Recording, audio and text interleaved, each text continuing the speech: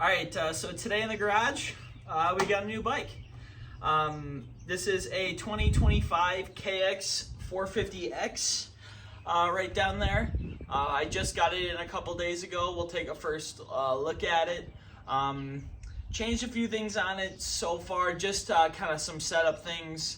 We'll take a quick look around at some of the parts, and then I'll tell you why I'm gonna go to the KX450. So, I will not be racing this bike until the end of October after the Ironman GNCC, and I'm sorry if the camera's shaking.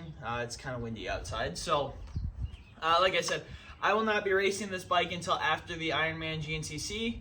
I will still be racing my Beta 300 over there, as that's all set up, ready to go. This still needs some work done, suspension, protection parts, that type of thing. But we'll take a first look at this now that we have it.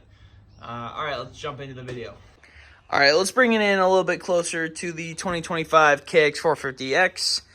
First things first, I changed the handlebar layout just a tad bit here. Starter button over here, kill and map and traction control over here. Obviously, that is upside down now because it was over here, flipped it over to that side. But still will work the same. Wiring's all the same.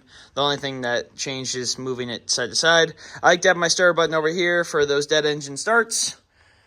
Other than that, I changed the lever position to where I like it. I like a more flat lever, something that isn't straight up and down, that I felt like the bike came with originally. And then I just changed the lever out with the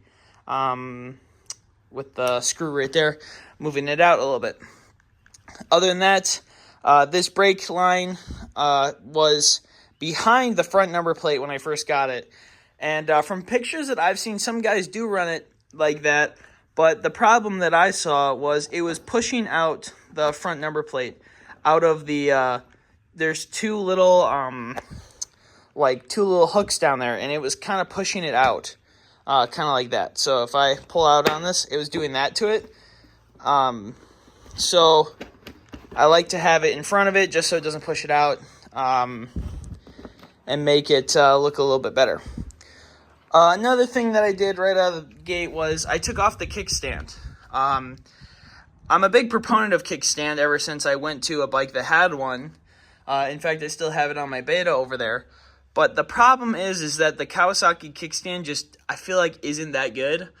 It felt kind of cheap almost, and it stuck way out. So down the side, it would be almost out here. And the Beta, if we come over here and look, it's pretty tucked away. So I kind of like that style a little bit better, and maybe I can find an aftermarket one that will hold up to where I like it. So other than that, the bike is 100% stock. I have no new parts on it. But we'll take a look around here. As far as right now, I've ridden it up and down the street a couple times. The brakes feel good. The clutch feels good. The tires are all right. I don't know exactly what I think, as I've ridden on the AT81s almost never, because I've been on the AT82s, and before that I was on Kenda. So thank you for Dunlop for giving me some sponsorship there. So glad it has Dunlops on it. We'll probably change them over to the 82s shortly, and then get another rear wheel with a sand tire, a 14 on it, and then that'll be my sand tire. I'm glad it comes with these covers here for the caliper, and then as well as the disc.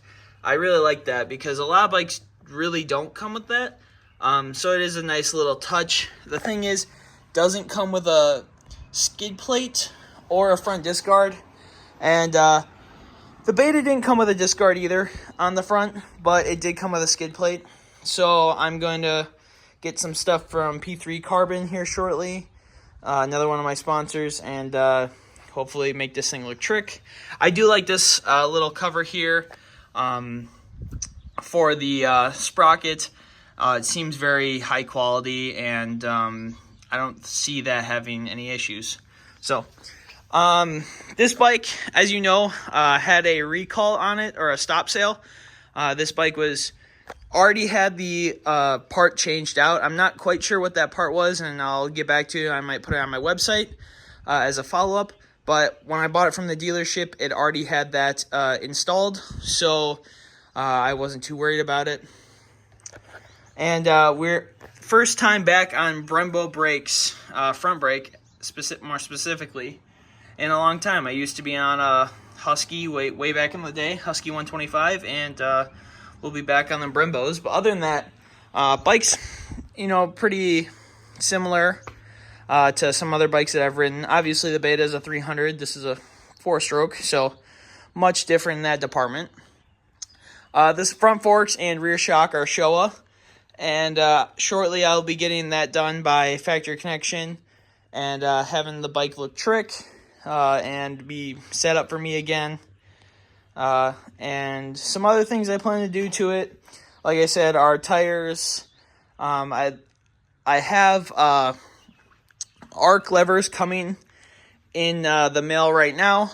As you can see, this front or this clutch lever right here is much thinner than that front brake. I don't know if you can see that very well, but it is much thinner, and the bend is almost weird. It has a lot of sweep to it out.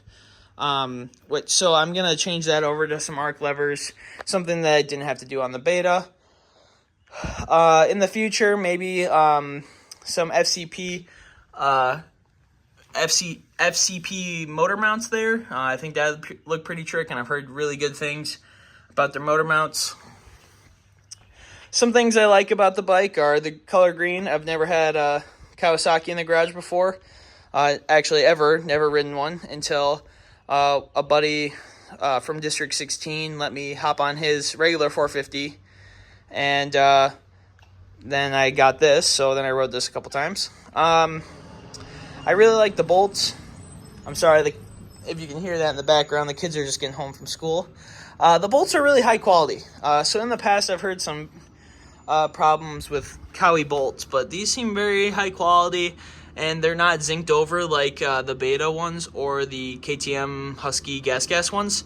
So if we walk over here, and the best example of this is these triple clamp bolts, is you can just see they're worn. And that won't happen with this style bolt because it doesn't have that coating on that. So I'm really happy about that. Just trying to go over everything here. This bike comes with lock-on grips. So I guess I'll show you this first. So lock-on grip, and then this is obviously a one-piece grip and throttle tube. So what I did is online I ordered a throttle tube from Tusk. I don't see a point of ordering an aluminum one. I just don't see that point. So we're going to do that, put that on, and put my grips I run. I run a Renthal full waffle, soft grip in gray. Color really doesn't matter, but I think it kind of looks trick, throws off the little color scheme a little bit. So we'll be putting that back on this bike. And we'll bring it over here, show you the airbox, how this comes off, because I was confused a little bit when I first tried to do this. So we'll do this here as I hold it. So you can grab from here, pull here, and it will come out there. And then there's one at the bottom, and then right here you're gonna go down. So take this down, see those hooks go down. All right, in there is some electronic stuff, and then right behind the plate right here is your map, how you connect to your smartphone for your ECU settings and stuff like that. And then I actually like this. A lot of people complained about this. I like this. Super easy to take in and out of that air filter right there. I have no problem with that. I've seen some people take and cut out this right here just to get some more airflow in there because it is pretty restrictive. So maybe in the future I want to put some time on it before I do anything quite like that. Like I said, bike's almost 100% stock. Actually, it is 100% stock. Just some changes here and there for personal preference. And then if you're curious, the stock Cali bar is a Renthal 839. And yeah, that is the 2025 KX450X. And hopefully we can have some new videos here coming up shortly about this bike, and as well as races.